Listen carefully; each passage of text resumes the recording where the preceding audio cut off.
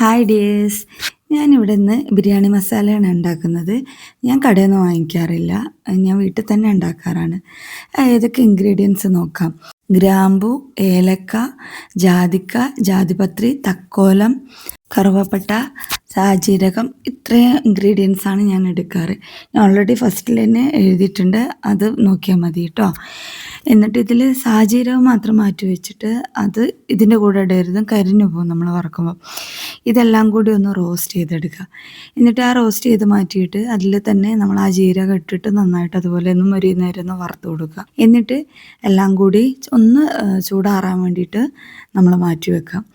നന്നായിട്ട് ചൂടാറിയെന്ന് ഉറപ്പ് വന്നതിന് ശേഷം മാത്രം നമ്മൾ മിക്സിയിൽ പൊടിച്ചെടുക്കുക. നല്ല പെർഫെക്റ്റ് പൊടിയായിരിക്കും കേട്ടോ. ഭയങ്കര സ്മെല്ലായിരിക്കും. നമ്മൾ ഈ ജാതിക്ക വറക്കുന്നതിന് മുമ്പ് ഒന്ന് കുത്തി പൊട്ടിച്ചിട്ട് കൊടുക്കണം കേട്ടോ. അതെന്നോട് പറയാൻ വിട്ടുപോയതാ. ഇത് കറക്റ്റ് ഒറിജിനൽ ബിരിയാണി മസാല തന്നെയാണ് കേട്ടോ. അപ്പോൾ വേറെ ഒന്നും നമ്മൾ ചേർക്കേണ്ടില്ല. പുതിയൊരു വീഡിയോ ആയിട്ട് വീണ്ടും വരാം.